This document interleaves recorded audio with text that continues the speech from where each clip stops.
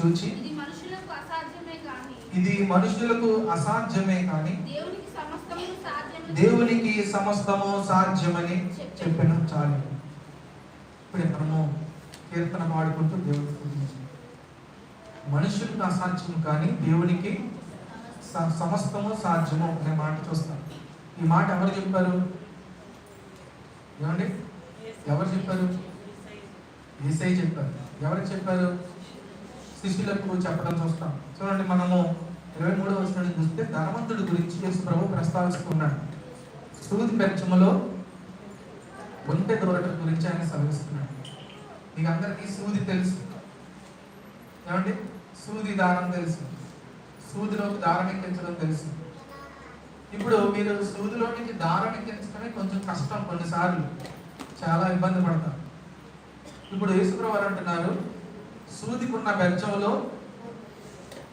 ఒంటె దూరటము ఏమంటాడు, సులభము అన్నాడు. అంటే సూది బెచ్చంలో ఏమి దూరుతుంది అన్నాడు. ఇది సాధ్యమా కాదా చెప్పండి. సాధ్యమే. ఇది సూది బెచ్చంలో దారమే కష్టం, ఒంటె ఎలా సాధ్యం? యేసుప్రభు ఎందుకు మాట చెప్పారు? ఆయన ఎందుకు మాట అనాల్సి వచ్చింది అని మనం ఆలోచన చేస్తే ఇక్కడ కొన్ని విషయాలు మనము జ్ఞాపకం చేసుకోవాల్సిన వారు ఉన్నాం. ధనవంతుడి గురించి యేసుప్రభు చెప్తూ ఈ మాటను ఉపయోగించాడు. ఉదాహరణలు యేసుప్రభు ఎక్కువగా వాడటం మనం చూస్తాం. ధనవంతుడు పరలోక రాజ్యాన్ని స్వతంత్రించుకోవడం కంటే సూది బెజ్జంలో ఒంటె దూరటమే సులభం అంటున్నాడు. అంటే సూది బెజ్జంలో ఒంటె దూరటం అనేది సులభం అనే పదాన్ని వాడిన అర్థం ఏంటంటే సూది బెజ్జంలోకి ఒంటె వెళ్ళటం అనేది చాలా కష్టం. కష్టం కాదు, అది అసాధ్యం, అది అవకాశం లేనటువంటి పరిస్థితి. కాబట్టి ఒంటె దూరదు సూది బెజ్జంలోది. అలాగే పరలోకంలోకి ధనవంతుడు వెళ్ళడు అని కరాఖండిగా ప్రభు చెప్తారు. ఇక్కడ అర్థం చేసుకోవాలి, సూది బెజ్జంలోకి దారం దూరటమైనా తేలికే కానీ ధనవంతుడు పరలోక రాజ్యంలోకి వెళ్ళడం కష్టం అన్నాడు అనుకోండి. ఏదో ఆపదపాలు పడి ధనవంతుడు ఏదో విధంగా సూది బెజ్జంలోకి దారం వెళ్ళినట్టుగా వెళ్తాడేమో అనుకోవచ్చు. అని యేసుప్రభు అది సాధ్యం కాదు అని చెప్పడానికి పదం వాడాడు. సూది బెజ్జంలోకి ఒంటెని పెట్టాడు. సూది బెజ్జంలోకి ఒంటె అనేది వెళ్తుందా? వెళ్ళదు. అదేవిధంగా పరలోకంలోనికి ధనవంతుడు వెళ్ళడం అన్నాడు. మరి ఇప్పుడు లోపల ధనవంతుల పరిస్థితి ఏంటి ఆలోచించారు. ఇప్పుడు దేవుడు ధనవంతులకి వేరుగా ఉండి పేదల పక్షపాతిగా ఉన్నాడా? ధనవంతులకు వ్యతిరేకంగా ఉన్నాడా అంటే కానే కాదు. ఎందుకంటే బైబిల్లో అబ్రహాము చాలా ధనవంతుడని వాక్యం సెలవించింది. మరి ఇక్కడ దేవుడి ఉద్దేశం ఏంటి అంటే ధనవంతుడి యొక్క మనసు సంపూర్ణంగా ధనం మీద ఉంటుంది. ఉదాహరణ చెప్తాను. చాలా మంది ఉదయకాలం లేచాక ప్రార్థన చేసుకుంటారు. ధనవంతుడు ఉదయకాలం లేచాక డబ్బులు ఎక్కడ ఉన్నాయో ఆలోచిస్తాడు. చాలా మంది పొద్దున్న లేచిన తర్వాత ఈరోజు ఆదివారం అనే విషయాన్ని గుర్తు చేసుకుంటారు. ధనవంతుడు ఇన్వెస్ట్మెంట్ చేసినాడు, స్టాక్స్ లో ఎంత పెరిగిందని చూస్తాడు. లెగంగానే ఫస్ట్ ఫోన్లో స్టాక్ మార్కెట్ ఓపెన్ చేస్తాడు. మీకు అర్థమైందా? వ్యాపారం గురించి ఆలోచిస్తాడు, డబ్బు గురించి ఆలోచిస్తాడు.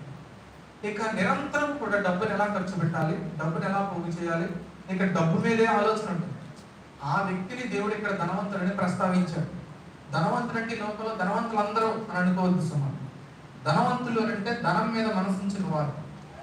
ఆఖరికి మధ్య తరగతిలో కూడా ధనం మీద ఎక్కువ మనసు ఉంచిన వారు ఉండొచ్చు. దేవుడి దగ్గర ఒక వ్యక్తి వచ్చి పరలోకానికి వెళ్ళాలి అని ఆశపడ్డాడు. ముందు నీ ధనాన్ని పేదలకి అని అన్నాడు. అంటే దీనికి అర్థం ధనం పేదలకి ఇచ్చేస్తే పరలోకి వెళ్ళిపోతామని కాదు. చాలా మంది ఏం చేస్తారంటే దాన ధర్మాల ద్వారా పరలోకి వెళ్ళిపోతాం అనుకుంటారు. యేసు ప్రభు చెప్పింది ధనాన్ని పేదలకి ఇస్తే పరలోకి వెళ్తామని కాదు. ఆ వ్యక్తి మనసు దేవుడికి తెలుసు. ఆ వ్యక్తి నిత్య జీవం కావాలనుకుంటున్నాడు, కానీ మనసు అంతా డబ్బు మీద ఉంది. ఎందుకని ఫస్ట్ అంటున్నాడు, నీ మనస్సును డబ్బు నుంచి తొలగించుకోవడానికి నీ దగ్గర ఉన్న ఆ డబ్బును పేదలకు ఇవ్వి, తర్వాత నన్ను వెంబడించన్నాడు. యేసు ప్రభు మనస్సులు యేసు ప్రభుకు తెలుసు, మనుషుల మనస్తత్వాలు తెలిసిన దేవుడు కాబట్టి ఆ మాట చెప్పగానే ఆయన వెంటనే మొహం చిన్నపుచ్చుకోవడానికి. కాబట్టి గమనించండి, మన మనసు ఎక్కడ ఉంది, మన ప్రాధాన్యత ఎక్కడ ఉంది. ఈ లోకాన్నైనను ఈ లోకంలో ఉన్న వాటినైనను ప్రేమించొద్దు అని వాక్యం సెలవించాడు. ఎందుకంటే ఈ లోకాన్ని విడిచిపెట్టాల్సిన రోజు ప్రతి మానవుడికి ఉన్నది అనే విషయాన్ని బైబిల్లో స్పష్టం చేశాడు. ఎంత గొప్పవాడైనా ఎంత పేదవాడైనా ఒక సమయం వచ్చేసరికి అందరూ కూడా ఈ లోకాన్ని విడిచి వెళ్ళాలి. కాబట్టి ఈ లోకంలో ఉన్న పేరు ప్రఖ్యాతులు డబ్బు ఆస్తి అంతస్తుల కోసం చూడొద్దు అని ప్రభు చెప్తూ ఈ మాట చెప్పాడు. ఈ మాట మనకి ప్రామాణికం. ఈ మాట గురించి చెప్పాలని ఆశపడుతున్నాం. చూడండి, ఆ మాట ఏంటంటే మనం చూసాం 26వ వచనంలో, యేసు వారిని చూచి ఇది మనుషులకు అసాధ్యమే కానీ దేవునికి సమస్తము సాధ్యము అని చెప్పెను అని అన్నాడు.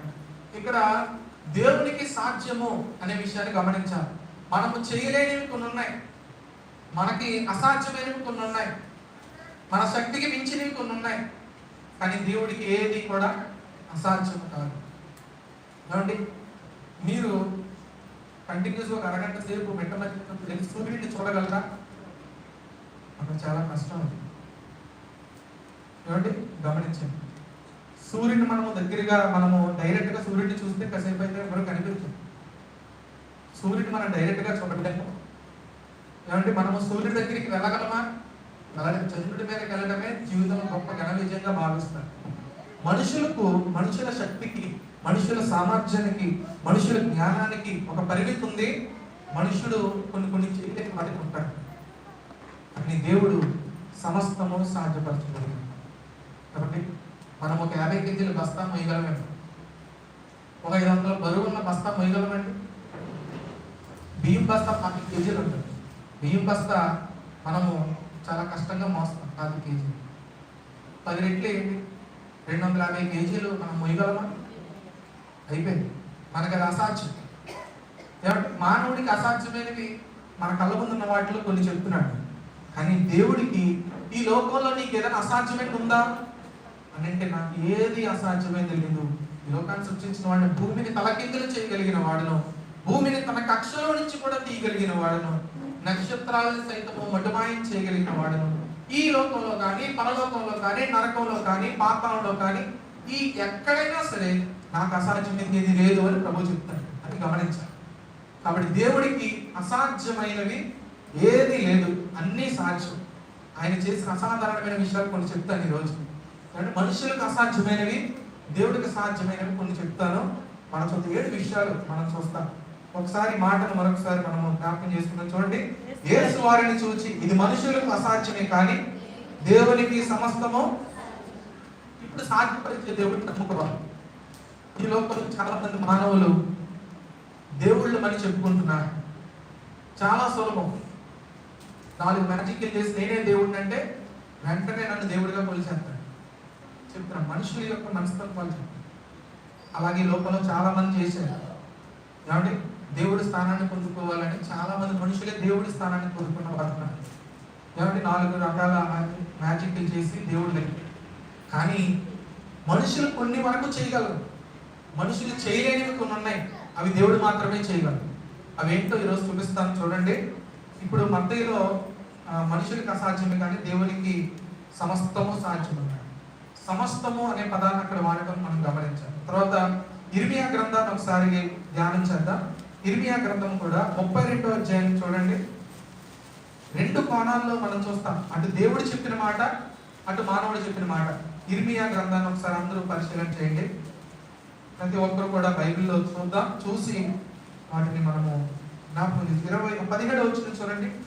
యెహోవా ప్రభువా, సైన్యములకు అధిపతియగు యెహోవా అను పేరు వహించువాడా, సూర్యుడా, మహాదేవ, నీ అధిక బలము చేత చాచిన బాహు చేతులు భూమి ఆకాశములను సృజించితివి. చూడండి, నీకు అసాధ్యమైనది ఏది? ఎవరంటున్నారు? ఇది మానవుడు అంటున్నాడు. దేవుడే తానే స్వయంగా చెప్పిన మాట కూడా చూస్తాం. 27వ వచనం చూడండి. నేను యెహోవాను, సర్వ శరీరులకు దేవుడను, నాకు అసాధ్యమైనది ఏదైనా ఉండునా? ఇప్పుడు 3 విషయాలు చూసాం. మత్తయిలో ఎవరు చెప్పారు? యేసయ్య చెప్పారు. ఇర్మియా 27లో ఎవరు చెప్పారు? దేవుడే చెప్పాడు. 17లో ఎవరు చెప్పారు? మానవుడు చెప్పాడు. ఈ 3 కామన్ గా మనకు అర్థమైన విషయం ఏంటి?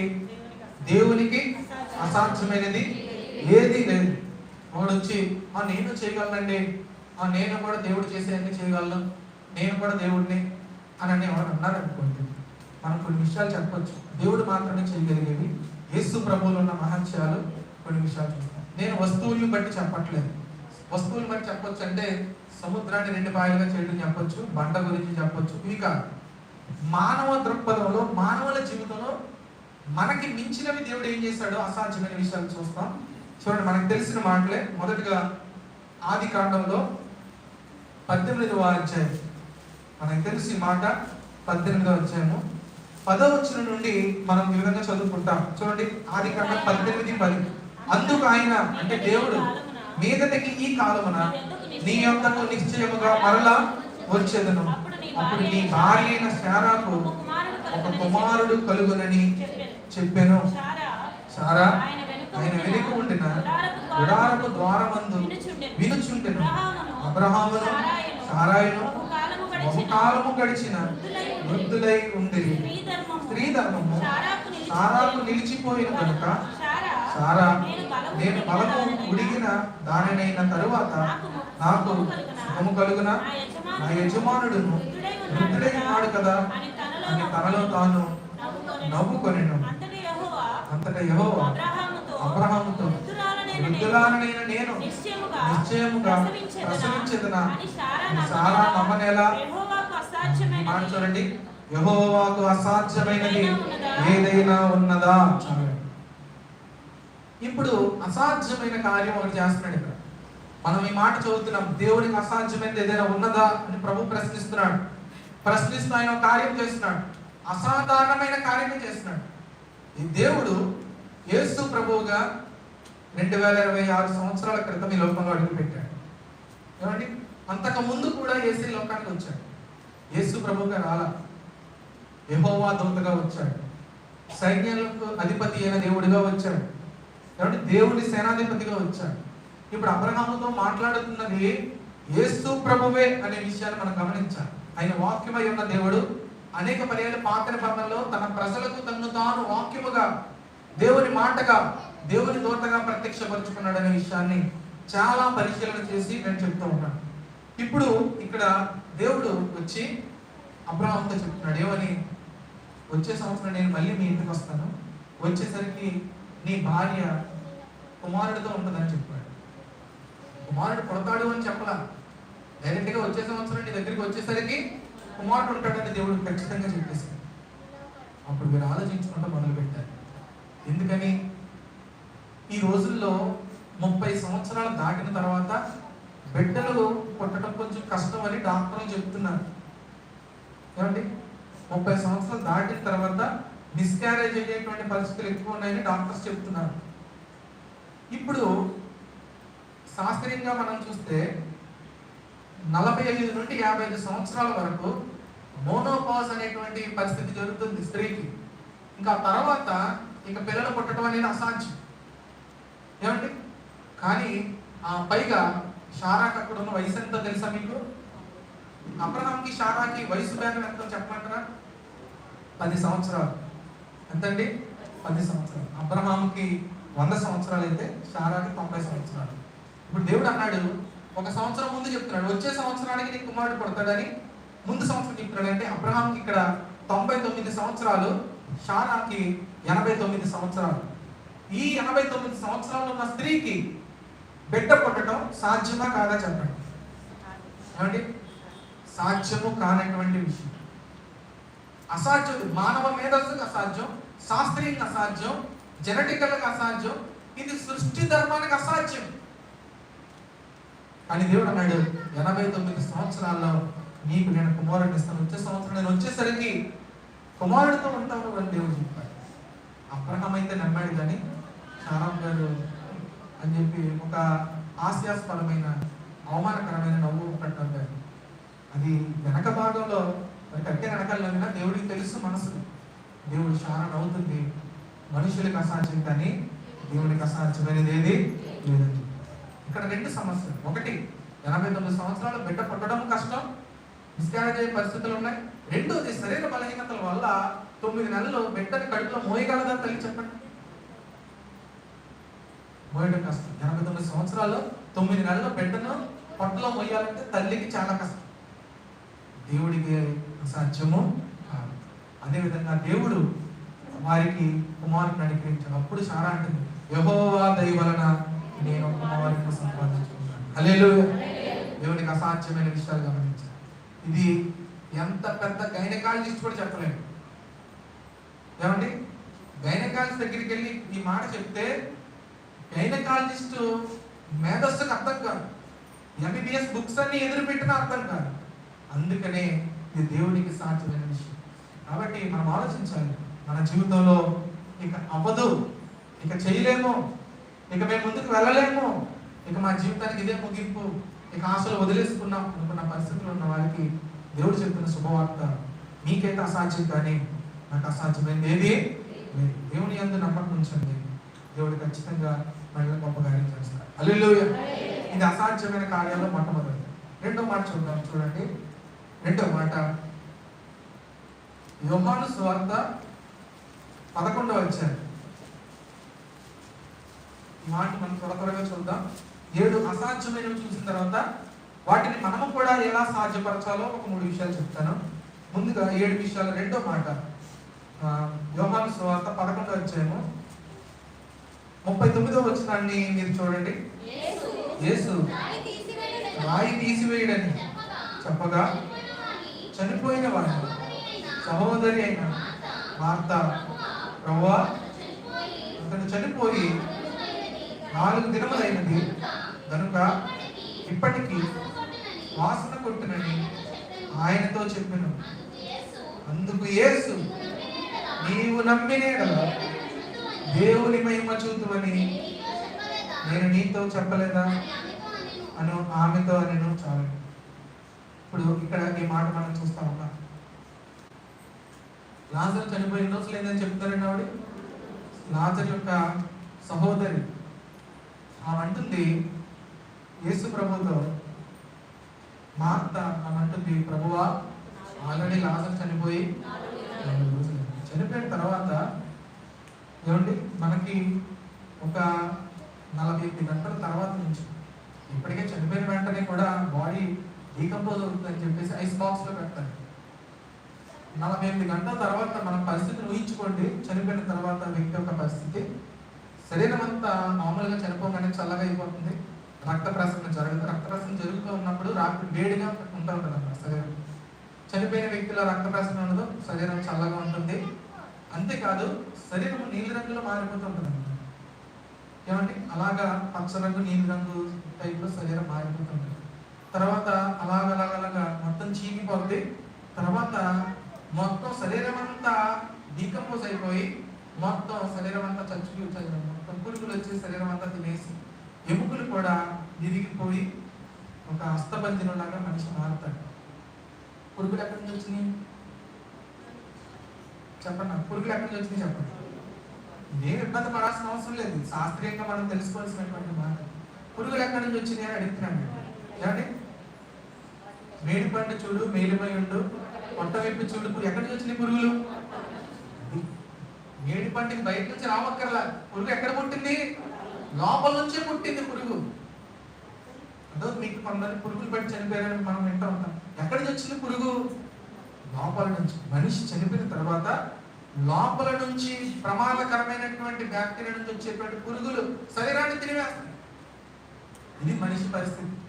ఇలాంటి పరిస్థితిని మర్చిపోయి నాకు తక్కువ లేదు, నేను గొప్పవాడిని, నేను అది ఇది అని లోపల బతికినంత కాలం కనీసం దేవుడిని కూడా చూడనట్టుగా బతుకుతాడు. 4 రోజులకి మార్త అంటుంది, అతను చనిపోయినప్పుడు చెప్పాం మీకు, వచ్చేసరికి 4 రోజులు ఈ పాటికి చనిపోయి కుళ్ళిపోయి ఉంటాడు. కుళ్ళిపోవడం అంటే డీకంపోజ్ అయిపోయాడు. ఇక శరీరం కూడా చీకిపోయి దారుణంగా అయిపోయి ఉంటుంది, దుర్వాసన వస్తుంది. దయచేసి తరిగితే భయంకరంగా ఉంటుంది పరిస్థితి అని ఆమె భయపడుతుంది. అప్పుడు యేసుప్రభువు చెప్పండి, నువ్వు ముందు నమ్మితే దేవుడి మహిమను చూస్తావు అన్నాడు. ఏమండి చూడండి, ఆశ్చర్యమైన విషయం. అక్కడ యేసుప్రభువు రాయిని ఫస్ట్ రాయిని తొలగించమన్నాడు. రాయిని తొలగించమన్న తర్వాత రాయిని తొలగించారు. అందరూ కొంచెం వెనక్కి వెళ్ళి చూస్తున్న అక్కడ పరిస్థితిని. వెంటనే యేసుప్రభువు వారు దగ్గరగా లాజరు బయటికి రా అన్నాడు. ఎందుకు అన్నాడు ఆయన? ఎందుకు పిలిచాడు లాజర్ని? లాజర్ చనిపోయిన తర్వాత లాజర్ యొక్క ఆత్మ మృతుల లోకంలో ఉంది. ఆయన స్వరం ఎక్కడ వినపడింది? మృతుల లోకంలో వినపడింది. మృతుల లోకానికి ఆయన స్వరం వెళ్ళి లాజరు ఆత్మను ఒక్కసారిగా లేపింది. లాజరు అనగానే లాజరు వెంటనే లాజరు ఆత్మ శరీరంలోని ప్రవేశించడం, శరీరం బయటికి రావటం జనానికి ఆశ్చర్యం కలుగుతుంది. ఏమండి, చనిపోగానే లేపడం ఒకటంటే 4 రోజుల తర్వాత కుళ్ళిపోయిన శరీరాన్ని తిరిగి బ్రతికించి ఏమండి మళ్ళీ బయటికి నడిపించాడు మన ప్రభు. అది గొప్ప కార్యం. లాజరుకి తన జీవితంలో 4 రోజులు ఉంటాయి. మన జీవితంలో ఎన్ని రోజులు ఉంటాయండి? 2 రోజులు. 1 జననం, 2 మరణం, అయిపోయింది అంతే. లాజరు జీవితంలో, యేసు ప్రభు జీవితంలో 3 రోజులు సంపూర్ణ సంఖ్య. ఆయన వచ్చాడు, యేసు ప్రభు జననం, యేసు ప్రభు మరణం, యేసు ప్రభు పునరుద్ధానం 3 రోజులు. లాజరు ఇంకొకటి ఎక్స్ట్రా వచ్చింది. లాజరు 4. లాజరు పుట్టాడు, లాజరు చనిపోయాడు, లాజరు మళ్ళీ లేచాడు, లాజరు మళ్ళీ చనిపోయాడు. 4 రోజులు. ఇప్పుడు 2 సార్లు బర్త్డే చేసుకోవాలి, 2 సార్లు డెత్ డే చేసుకోవాలి. ఏమంటే ఎంత ఆశ్చర్యం చూడండి. కాబట్టి మనం గమనించాలి, ఇక్కడ ఆలోచించాల్సిన విషయం ఏంటంటే లాజరును దేవుడు 4 రోజుల తర్వాత బతికించాడు. ఇది ఒకరికి సాధ్యమయ్యేది కాదు. చనిపోయిన వ్యక్తి లోకంలో బ్రతకడానికి అవకాశం లేదు. మనిషి ఒక్కసారే మృతి నొందవలెనని రాయబడిందని వాక్యం సెలవించింది. కాబట్టి నిర్ణయించబడి ఒకటే మృత్యు, ఆ తర్వాత మనిషికి జీవనం లేదు. కనీసం అన్నాడు, పునరుద్ధానం నేనే, జీవము నేనే, నా యందు చనిపోయిన వాడు మరలా బ్రతుకును అనే మాట చెప్పాడు. హల్లెలూయా. దేవుడికి అసాధ్యమైన కార్యాలు. కాబట్టి చనిపోయిన మన వారి గురించి మనం ఆలోచించాలి. దేవుడు ఏదో రోజు మా వారిని తిరిగి లేపుతాడు. హల్లెలూయా. అవి అసాధ్యమైనవి 2 చెప్పాడు. 1 సారా గర్భం ధరించడం, 2 లాజరు తిరిగి లేవడం. 3వ మాట చూడండి. 3వ మాట మనకు తెలుసు, లూకా సువార్త 1:34. చెప్పండి ఏంటనేది, చూడకుండా చెప్పండి. లూకా 1:34 ఏంటంటే అది? ఏమండి ఎవరు చెప్పట్లేదండి. మళ్ళీ క్రిస్మస్ రావాలి. కన్యక గర్భం ధరించడం. హల్లెలూయా. ఎందుకు వచ్చింది మాకు చెప్పేది చెప్తే ఎండాకాలం త్వరగా భోజనం చేసి పడుకున్నాం అనుకుంటున్నాను. ఏమండి చూడండి ఒకసారి, లూకా సువార్త 1:34 వచ్చింది. అందుకు మరియా, నేను పురుషుని ఎరగని దానిని ఇది ఎలాగూ జరుగునని. చాలండి, ఇది ఎలాగూ జరుగును. అసాధ్యమైనటువంటి కార్యం ఎలాగూ జరుగును. నేను పురుషుని ఎరగని దానిని ఎలా జరుగును. కాబట్టి ఇది జరిగేటప్పుడు ఆశ్చర్యమైన విషయం ఏంటంటే మరియమ్మ యొక్క వయసు చాలా చిన్న వయసు. బైబిల్ పండితుల అభిప్రాయము 19 సంవత్సరాల వయసు అని బైబిల్ పండితులు చెప్తా ఉంటారు. మనకి యేసు ప్రభు జీవిత చరిత్రలో స్టోరీలో ఈ వీడియోలు చూస్తుంటే యోసేపు ఏమో వృద్ధుడిలాగా మీరు చూస్తారు. యోసేపుని వృద్ధుడు అనుకుంటారు, మరియమ్మ పెద్దవాడు అనుకుంటారు. కాదు, యవనస్తులండి. ఇక్కడ ఉన్న చాలా మంది సమానమైన వయసు, చదువుకునే పిల్లల యొక్క వయసు 19 సంవత్సరాల నుండి సుమారుగా 23 సంవత్సరాల మధ్య వయసు అంతే. ఆ రోజుల్లో చాలా త్వరగా పెళ్లి చేసేవారు. ఏమండి ఆ వయసులో మరియమ్మ గారు ఒక కన్యకగా బతకడం ఇక్కడ చూస్తాం. ఇక్కడ ఈ మాట చూస్తున్నాం, నేను పురుషుని ఎరిగిన దానిని అని చూస్తాం. చాలా నిజాయితీగా, నిక్కచ్చిగా దేవుడి కోసం కన్యకగా ఆమె యవ్వనాన్ని దేవుడికి సమర్పించుకొని బ్రతుకుతున్నటువంటి స్త్రీ. దేవుడు కనికరాన్ని పొందుకొని యవ్వన కాలంలో యేసు ప్రభు ఆమె కడుపులో జన్మించడానికి ఇష్టపడ్డాడు. గమనించండి, ఆదాము నుండి తరతరాలుగా వస్తున్నటువంటి స్వభావ సిద్ధమైన పాపము ఆదాము తనయుడిగా యేసయ్యలోకి రాకుండా కేవలం స్త్రీ సంతానంగా యేసయ్యలోకి వచ్చాడు. మనందరిలాగానే మరియమ్మ గర్భంలో 9 నెలలు యేసు ప్రభు ఉండి 9వ నెల తర్వాత యేసు ప్రభు ఈ లోకాన్ని కలిగించాడు. కన్యక గర్భం ధరించడం ఈ లోకానికి అసాధ్యం. కానీ దేవుడికి సమస్తము సాధ్యం. ఒక కన్యక గర్భంలో నుంచి యేసు ఈ లోకానికి రావడానికి ఇష్టపడ్డాడు. మన దేవుడు ఒక తల్లి ఒడిలో 9 నెలలు నివసించడానికి ఇష్టపడ్డాడు. ఒక దేవుడు ఈ లోకానికి మనందరిలాగా రావడానికి ఇష్టపడ్డాడు. ఒక దేవుడు మానవుడిగా మనందరి మధ్యలో నివసించడానికి ఈ లోకంలో అరుదించాలని ఇష్టపడ్డాడు. ఇది ఈ లోకానికి అసాధ్యం, కానీ దేవునికి సాధ్యమైనటువంటి విషయం. 3, 4వ మాట చూద్దాం. యోబు గ్రంథం 14వ అధ్యాయము 4వ వచనం చూడండి. పాప సహితునిలో నుండి 14 యోబు 14 పాప సహితునిలో నుండి పాప రహితుడు పుట్టగలిగిన ఎంత మేలు, అలాగని ఎవడును పుట్టనేరడు. ఇక్కడ మళ్ళీ మనం చూస్తున్నాం మనుషుల్లో నుండి మనిషి స్వభావాన్ని ధరించుకుంటూ పాపాన్ని మోసుకుంటూ బిడ్డలు పుడుతూ ఉన్నారు. అందుకే దావీదు అన్నాడు, పాపములోనే నా తల్లి నన్ను గర్భమున ధరించింది అన్నాడు. కాబట్టి పిల్లలు పుట్టుకతో పాప స్వభావంతో పుట్టి పాపంతో పెరుగుతున్నారు. చెడ్డ అలవాట్లు అవలేలుగా నేర్చుకుంటున్నారు. భక్తిని పర్టికులర్ గా నేర్పించాలి కానీ పాపాన్ని ఎవరికి నేర్పించాల్సిన అవసరం లేదు. ఏమండి, పిల్లలు చెడిపోతారు అనుకోండి, మీరు ఏమైనా నేర్పించారా? నేర్చుకుంటారు. కానీ భక్తిని మాత్రం ఖచ్చితంగా తల్లిదండ్రులు నేర్పించాల్సిన అవసరం ఉంది.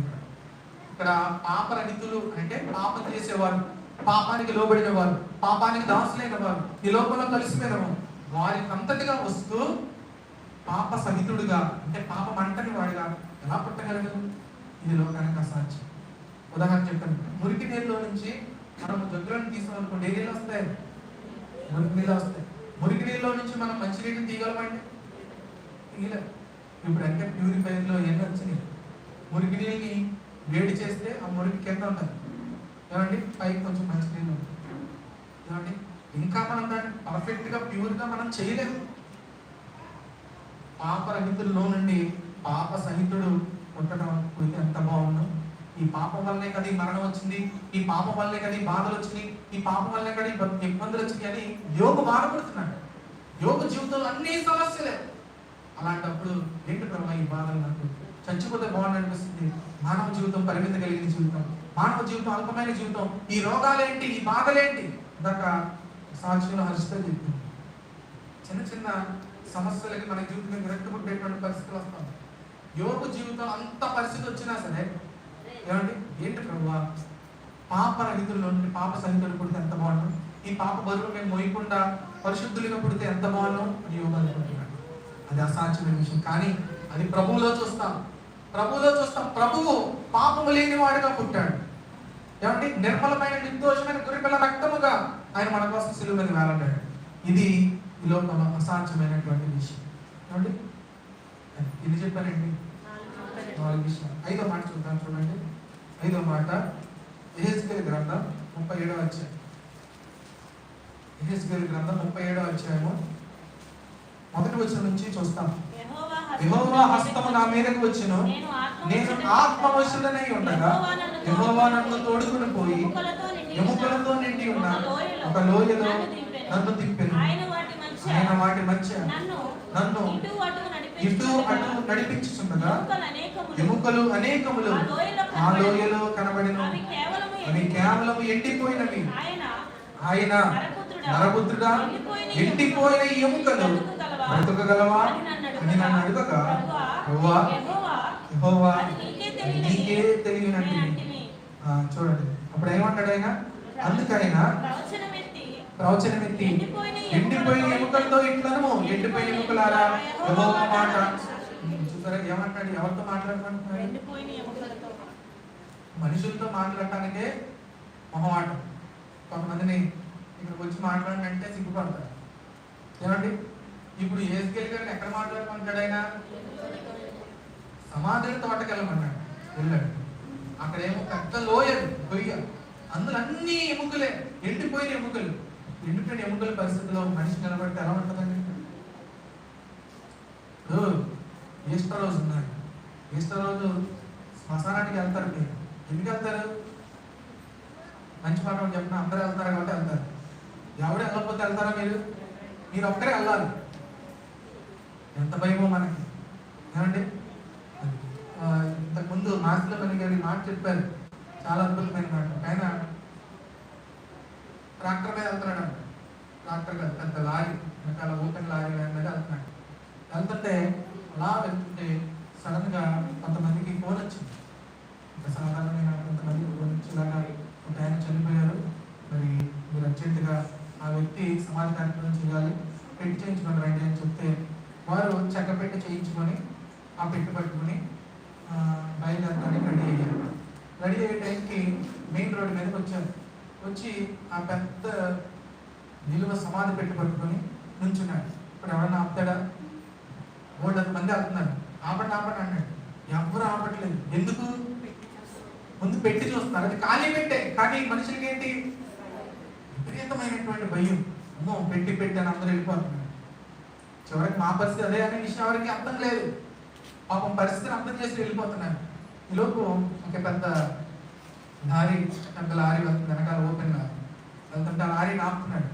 ఆయన ధైర్యాలు చాపండి, సార్ ప్లీజ్ సార్ కొంచెం మేము పెట్టంలో ఎలాగంటే, సరే వెనకాల ఉంటాం, మీరు ఎదరం తగ్గ తాగుతారు, మేము కొంచెం వెనకాల ఉంటాం, కొంచెం హెల్ప్ చేయండి, మాకు కొంచెం అర్జెంట్ టైం అయిపోయిందంటే, సరే ఎక్కడ వెనకాలని చెప్పేసి అంటే ఆ పెట్టిని పట్టుకొని ఆ లారీ వెనకాల ఆ ప్లేస్లో పెట్టి అక్కడ నుంచున్నాడు.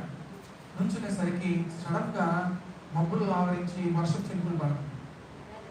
చినుకులు పడుతుంటే ఈయన ఏం చేశాడంటే, సరే వర్షపు చినుకులు పడుతున్నాయి కదా అని చెప్పేసి వెంటనే ఆయన ఆ పెట్టి మూత ఓపెన్ చేసి ఆ పెట్టిలో పడుకొని మూతేస్తున్నాడు.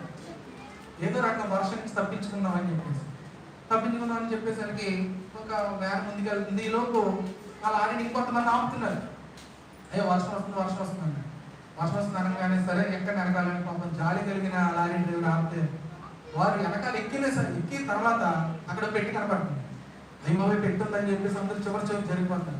రే బాబు అది ఖాళీ పెట్టే, నువ్వు కంగారు పడకు అని చెప్పేసి అన్న తర్వాత కొంత దూరం గుండెకి చాలా స్పీడ్ కొట్టుకుంటుంది. అలా కొంతమంది అలాగా చివరి నుంచున్నా సరికి సడన్ గా మరి వర్షపు అలజడి తగ్గింది ఆ పెట్టి మీద.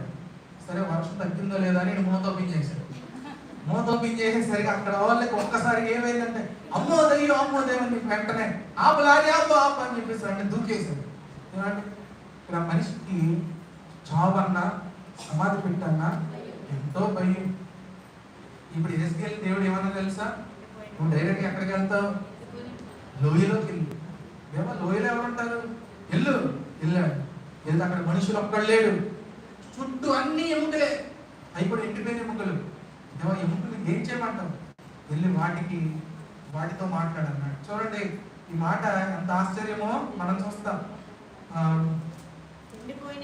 చూడండి ఆయన మాట్లాడుతున్న 4వ వచనంలో, అందుకే ఆయన ప్రవచనం ఎండిపోయిన ఎముకలతో మాట్లాడమంటున్నాడు.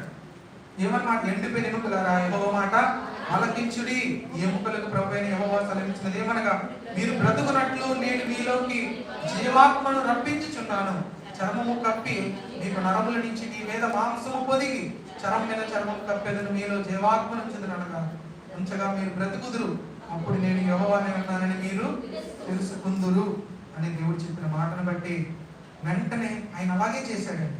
చేసినప్పుడు ఏం జరిగింది చూడండి 8వ వచనంలో, నేను చూచుచుండగా నరములను మాంసమును వాటి మీదకి వచ్చిన వాటి మీద చర్మము కప్పెను, అయితే వాటిలో జీవాత్మ ఎంత మాత్రము లేకపోయినప్పుడు ఆయన నరపుత్రుడా జీవాత్మ వచ్చినట్లు ప్రవచించిట్లను యెహోవా సెలవిచ్చినది ఏమనగా, జీవాత్మ నలుదిక్కుల నుండి వచ్చి అవతలైన మీరు బ్రతుకున్నట్లు వారి మీద ఊపిరి విడవము అని చెప్పినప్పుడు ఆయన నాకు ఆజ్ఞాపించినట్లు నేను ప్రవచించగా జీవాత్మ వారిలోకి వచ్చిన వారు, మాట మీరు అందరూ చూడాలి, వారు సజీవులై లేచి లెక్కింప సఖ్యము కాని మహా సైన్యమై వారందరూ యుద్ధంలో చనిపోయారండి. యుద్ధంలో చచ్చిపోయిన వారి శవాలన్నింటినీ వదిలేశారు. అవి కుళ్ళిపోయి ఎముకల కింద అలాగున్నాయి.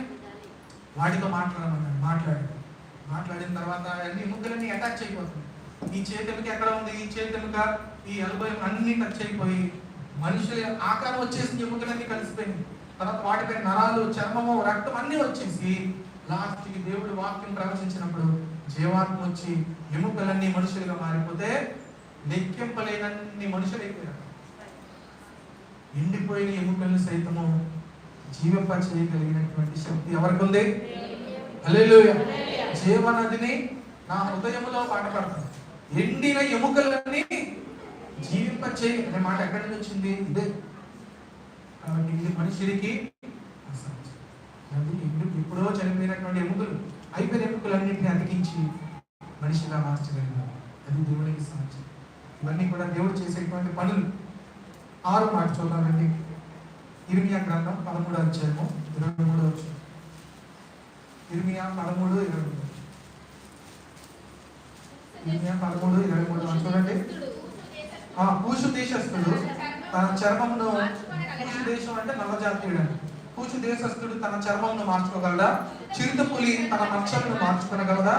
మార్చుకుని ఎడల కీడు చేయుటకు అలవాటు పడిన మీరును మేలు చెయ్య వల్లపడును అని అన్నాడు.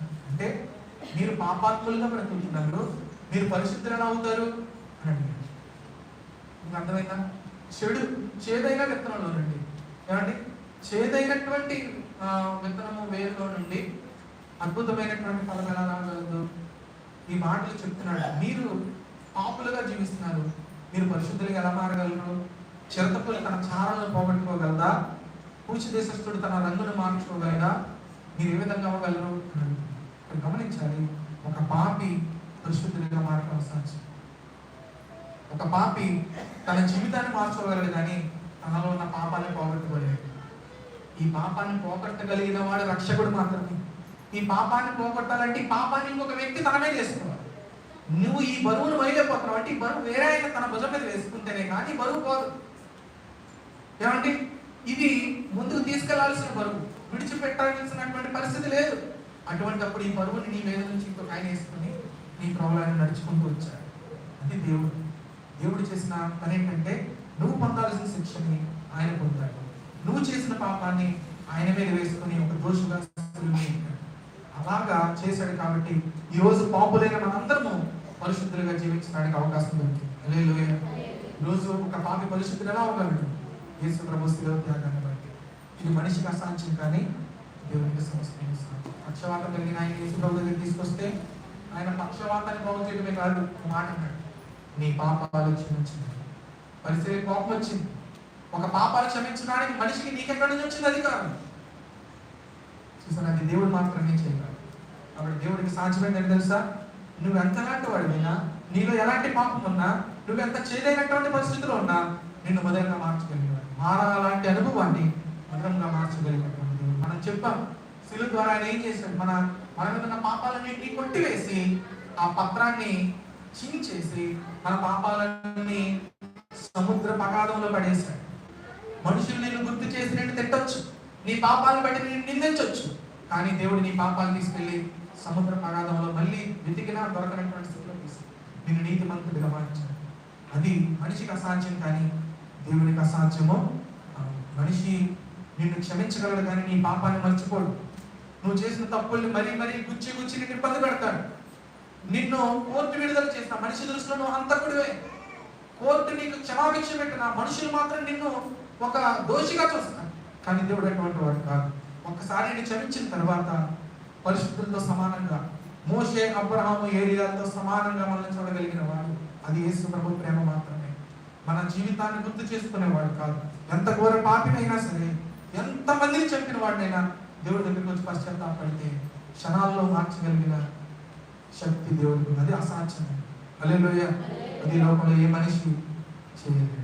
చిన్న మాటలనే మనుషులు క్షమించలేదు. గుర్తుపెట్టుకుంటారు. ఏమండి, నూతన సంవత్సరం, ఇది ఎన్నో సంవత్సరం? 2026 మే నెల వస్తుంది. ఇంకా పోయిన సంవత్సరంలో అన్న మాటలు గుర్తుపెట్టు మర్చిపోలేదు మీరు. ఏమండి, మీ తోబుట్టులో, మీ అల్లుడిలో, మీ కోడల్లో చేసినటువంటి మాటలు మీరు చెప్పండి. మీ అన్న మాటలు మీరు మర్చిపోలేదని మీరే చెప్తున్నారు. మర్చిపోలేదు. అదే కొడుకు కూతురు ఎన్నన్నా సరే మర్చిపోతారు. ఏమండి, కానీ దేవుడు ఎటువంటి వాడు కాదు. దేవుడు ఎలాంటి వాడైనా అన్నిటికీ తీసేసి నీట్గా పరిశుద్ధంగా మార్చగలడు. కాబట్టి పాపరహితుడి నుంచి పాప సహితుడు కూడా అసాధ్యం. అలాగే ఒక పాపిని నీతిమంతుడిగా పరిశుద్ధంగా మార్చడం కూడా అసాధ్యం. ప్రభు చేశాడు. 6 విషయాలు చూసాం. ఏమండి, 6 విషయాలు ఒకసారి కొంచెం కష్టమైన ప్రయత్నం చేయండి. 6 విషయాలు ఒకసారి చెప్పండి. మొదటి మాట చెప్పండి. శారా గర్భం నుండి కుమారుడు రావడం అనేది అసాధ్యం ఆ వయసు, కానీ దేవుడు దాన్ని సాధ్యపరిచాడు. ఏమండి, రెండవ మాట, లాజరు చనిపోయిన 4 రోజులకి మనిషి బ్రతకడం అసాధ్యం, కానీ దేవుడు చేశాడు. ఏమండి, మూడవది మనం చూస్తాం, ఒక కన్యక గర్భం ధరించడం అసాధ్యం, దేవుడు చేశాడు. 4వదిగా మనం చూస్తాం, ఎండిపోయినటువంటి స్థితి, అంటే ఎండిపోయిన ఎముకలు. క్షమించండి. 4వది, పాపరహితుడిలో నుండి పాప సహితుడు పుట్టడం అసాధ్యం, అని ప్రభు చేశాడు. 5వదిగా, ఎండిపోయిన ఎముకలు మనుషులుగా మారటం అది అసాధ్యం, ప్రభు చేశాడు. 6వదిగా మనం చూస్తాము, ఒక పాపిగా ఉన్నవాడు పరిశుద్ధుడిగా కనపడటం అసాధ్యం, పరిశుద్ధుడు నీతిమంతుడిగా అగుపడటం అసాధ్యం, అని ప్రభు చేశాడు. ఆఖరిగా 7వది మనం చూస్తాం, యేసు ప్రభు జీవితంలో ఇలా అంటున్నటువంటి మాట చూడండి. యోహాను సువార్త 3వ అధ్యాయము, యోహాను సువార్త 3వ అధ్యాయము 9వ వచనాన్ని చూడండి. అందుకు నికోదేము ఈ సంగతులు ఎలాగూ సాధ్యములని ఆయన అడుగుగా. చాలు, అసాధ్యమైనటువంటి మాట వేసే చెప్తున్నాడు. అప్పుడు నికోదేము అంటున్నాడు, ఇవన్నీ ఎలా సాధ్యం అన్నాడు. అంటే అసాధ్యమైన ఇంకోటి ఉంది. ఏంటో తెలుసది? మనిషి తిరిగి జన్మించదు. ఏమండి ఆ మాట మనం ఇక్కడ చూస్తాం 3వ వచనంలో. పైన 3వ వచనం చూడండి. అందుకు యేసు అతనితో ఒకడు కొత్తగా జన్మించితేనే కానీ అతడు దేవుని రాజ్యం చూడలేడని నిశ్చయముగా మీతో చెప్పుకొనిచున్నాను. అప్పుడు నికోదేము, ముసలివాడైన మనుషులు ఎలాగో జన్మించగలడు? రెండో మారు మళ్ళీ తల్లి గర్భంలో ప్రవేశించి జన్మింపగలడా అని ఆయన అడుగగా. చూసారు ఆ మాట. అంటే నికోదేము అంటున్నాడు, ఎలా సాధ్యం ఇది? ఎలా సాధ్యం అంటున్నాడు. ఏమండి ముసలివాడైన మనిషి ఎలా జన్మించగలడు? నేను ఇప్పటికే ముసలివాడిని అయిపోయింది. నేను ఆల్రెడీ ఒకసారి పుట్టాను చిన్నప్పుడు. మళ్ళీ ఇప్పుడు పెద్దాన్ని అయిపోయినప్పుడు మళ్ళీ తల్లి కడుపులోకి వెళ్ళి మళ్ళీ ఎలా పుట్టగలను? రెండోసారి జన్మ అంటున్నావు ఏంటి? ఇది ఇప్పుడు దాకా నేను వినలేదు. రెండోసారి జన్మించాలంటున్నావు ఏంటి? దీని వెనకాల ఉన్న పరమార్థం ఏంటి అని అడుగుతున్నాడు. అంటే అప్పుడేశ్వరం అన్నాడు, ఒకటి నీటి మూలంగాను ఆత్మ మూలంగాను జన్మించాలి అని ప్రభు చెప్పాడు. ఏమండి ఆత్మ మూలంగా జన్మించడం అంటే మనము పుట్టుకతో మనము ఒక విధంగా జన్మించి పెద్ద అయిన తర్వాత స్పృహ వచ్చింది. తప్పేంటో మంచి ఏంటో చెడేంటో అన్నీ తెలిసిన తర్వాత తప్పులన్నిటి విషయంలో చనిపోయి నీతి విషయంలో మంచి విషయంలో నూతన వ్యక్తిగా తిరిగి జన్మించింది.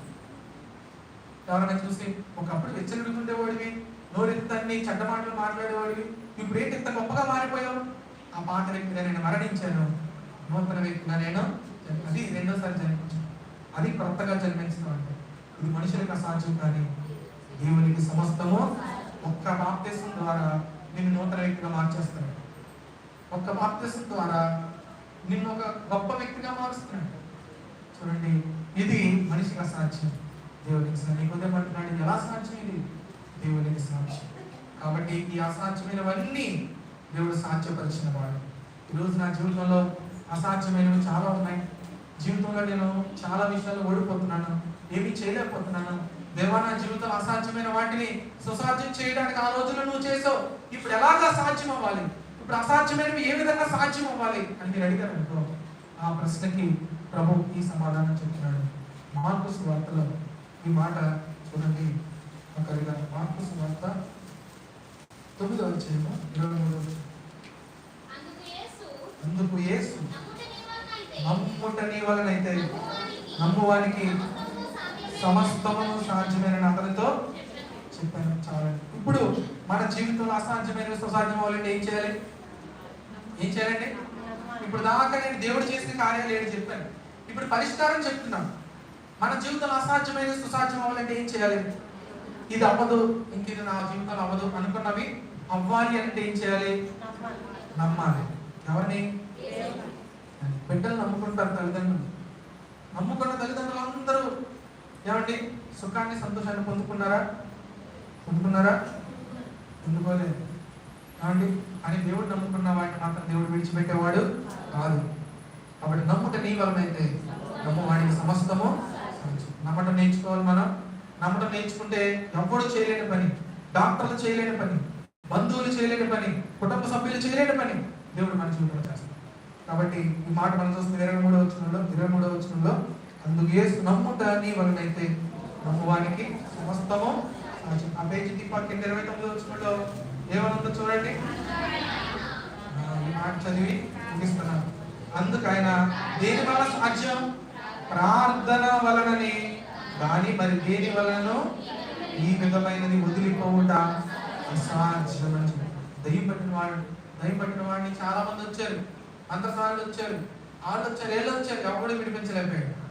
అప్పుడు యేసు ప్రభువు విడిపించిన తర్వాత ఎలా సాధ్యమైంది? ఇది ప్రార్థన వల్లనే సాధ్యమైంది. కాబట్టి మన జీవితంలో రెండు పెట్టుకుంటాం. ఒకటి, ప్రభువుని నమ్ముదాం. ప్రభువుని నమ్మితే మన జీవితంలో అసాధ్యమైనది ఏది మనకి లేదు. రెండు, ప్రార్థన చేయగలిగితే ఈ లోపల అసాధ్యమైనది ఏది లేదు. దేవుడు ఎంతో గొప్పవాడు, అసాధారణమైన కార్యం చేసిన మనుషులు ఎవరు చేయలేని కార్యాలు ఇవన్నీ. అంటే 7 రకాల అసాధారణమైన అసాధ్యమైనవి చేసిన ప్రభువు మన జీవితంలో మనకు చెప్తున్నాడు. నీ జీవితంలో కూడా అసాధ్యమైనవి సాధ్యమవుతాయి. ఎలాగా? మొదటిగా నమ్మాలి, రెండు ప్రార్థన చేసుకుందాం. కళ్ళ నుంచి తీసుకుందాం. మనమున్న స్థలాల్లో ప్రార్థన చేసుకుంటాం.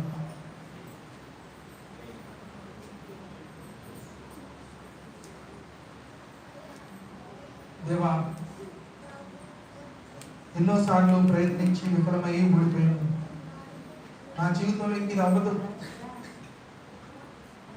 ఈ చదువు నేను చదవలేను, ఈ సబ్జెక్ట్ నేను పాస్ అవ్వలేను, ఈ జీవితంలో ముందుకు వెళ్ళలేను,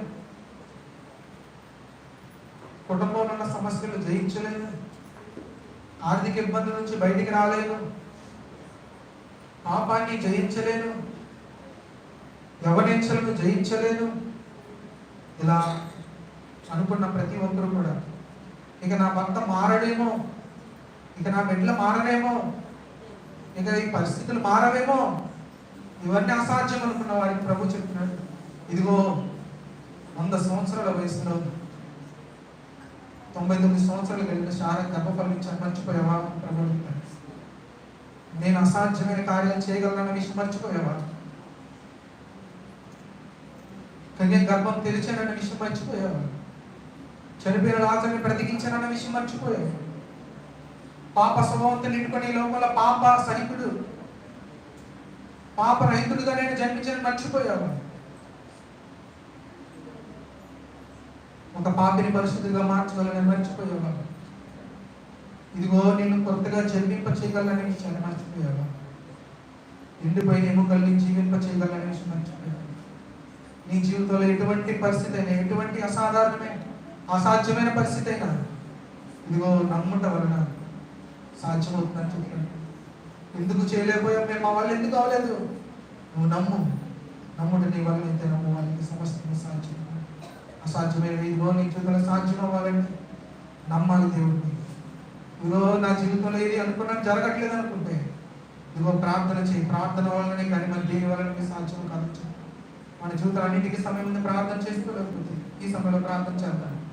ప్రార్థన చేసుకున్న ప్రభువా, అనేకమైన వాటి విషయంలో నేను నిరుత్సాహపడ్డాను, ఇక ఇవి అవ్వవు అనుకున్నాను. ప్రభువా, నన్ను గెలిపించి ప్రభువా, అసాధ్యమైన వాటిని సుసాధ్యం చేయి. నా జీవితంలో అసాధ్యమైన విషయాలన్నింటిలో గెలుపు అనుగ్రహించి సహాయం చేయి. వాళ్ళకు సిద్ధపడుతున్నా సహాయం చేయి అని ప్రతి ఒక్కరు ప్రార్థన చేసుకుని ప్రభువా, వాళ్ళకు సిద్ధపడుతున్న ప్రతి ఒక్కరిని నియమించండి. ప్రతి ఒక్కరు ఆత్మ పరిశీలన చేసుకుంటుంది, శిలువ త్యాగాన్ని గమనించడానికి సహాయం చేయండి. వాక్యాన్ని ప్రతి ఒక్కరి భద్రపరచండి.